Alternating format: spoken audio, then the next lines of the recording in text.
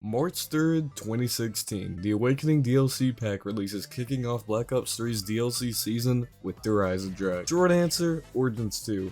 Long answer, taking place fucking somewhere, man, on Griffin Castle. The Wrath of the Ancients is the map's wonder weapon. A bow when shot releases an explosive arrow. But that's not all. This bow has 4 elemental upgrades. Those upgrades, of course, being the lightning bow, the wolf bow, the void bow, the fire bow. The lightning bow when shot releases like a big old cloud of lightning and shocking shit, you know, shocks zombies that go near it, kills them. The wolf bow releases like a big old wolf that like goes forward and shit, killing zombies. The void bow opens a little rift, skulls go out, zombies die, you know this. And the fire bow spawns in like a little volcano or something on the floor, I don't know, it's a piece of shit, no one uses that one. The Ragnarok DG4 is the map's specialist wonder weapon. If you played Black Ops 3's multiplayer, it's just like the gravity spikes but with a little bit of electrical stuff in it, man, I don't know, so it was something like that. With the bonus of being able to place him down on the ground with it shocking nearby enemies. The Panzer returns with this time it being a lot more powerful and an actual hard mini-boss. But forget all that. The most important thing about DE is that spawning in, I save points till round 3 and then I go hit the box along with feeding the first dragon. Feeding the dragon is just like the Hellhound on Mob of the Dead. Zombies die, the dragon eats them, repeat that till the dragon turns to stone and dies. Open up the map, turning on the power and going to feed the second dragon with not long after going to feed the third one. That unlocks the wonder weapon, and now that I have that, I can start upgrading it. Starting the lightning bow's upgrade process, I missed shooting this weather vane 3 times, but hey, 4th time's the charm. After shooting it, it releases an arrow that comes out of the wall. Next I shoot 3 bonfires that sit outside the map to ignite them. Then going to the low gravity room, I run across the wall going over these panels. This allows me to then collect souls within urns that are near the bonfires that electrify my arrow when filled. I do this 3 times near each bonfire when then I shoot the bonfires with the electrified arrows I get from the urns. After that I go back to the weather vane, which then reforges the lightning arrow, and then all I gotta do is take it back to the low gravity room, feeding it souls, and then now I have the lightning bow. Very simple process. Now I just need some guns with AATs and the Ragnarok. The Panzer spawns in, I kill him and it gives me 1 part for it. Activating the death ray spawns another in the air, which can be got by going on a launch pad. Bought the MA as it's near where I'll be spinning the round 100, and then I packed it. The rocket went off, allowing me to get the last Ragnarok part, and then I spun the box for a little while looking for the breccia. Spun it for a long time, for about 5 rounds, never laying my eyes on the breccia even once. Finally got the gun and now I just need to go get turned on it, and as I was pack punching it, this happened.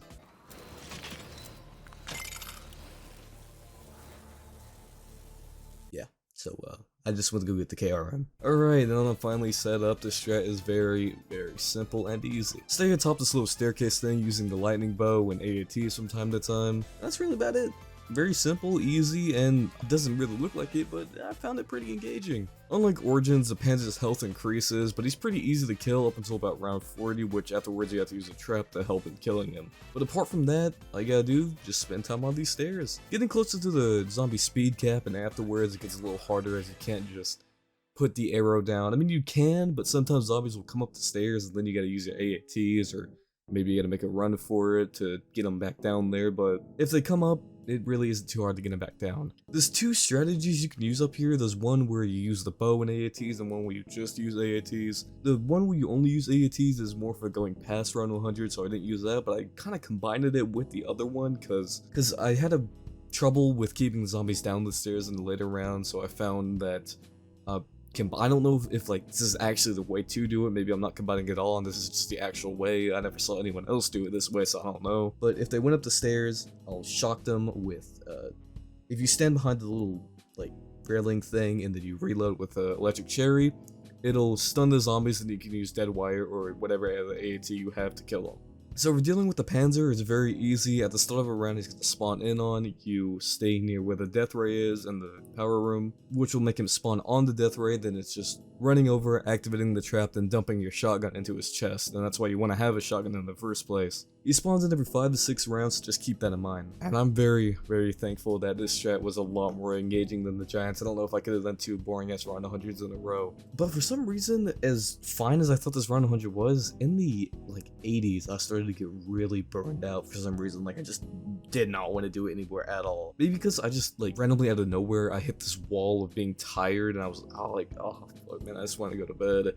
But I just, even with the community patch I use for the better FPS, and it just, I mean, I think it does a little bit performance on the game, I don't trust Black Ops 3 not to annihilate my computer out of nowhere if I leave it on all night to go to sleep. There was only one instance of me running out of ammo in the lightning bow and not having any way to get any more. That was on round 92, and I just had to train in the courtyard for a little bit. It really wasn't that bad, and honestly a nice change of pace. Unfortunately, don't really have any more topics, so I guess I'll just get into the tier list. Never really thought of where I would put DE. I don't play this map that much, and if I ever think of getting on Black Ops 3, it's gonna go towards Shadows or Zetsubo. I really like the snowy setting. Any like a snowy setting in any zombie map is, that bumps it up a lot. I love that shit. I don't even know if I'd say I love DE. I know this map is on the top of a lot of people's tier list, and it's a very important map within the zombies community, but I ain't got much to say about it. Keep in mind, this tier list is just how much I like the maps. Me putting Baruch over something like Buried isn't me saying that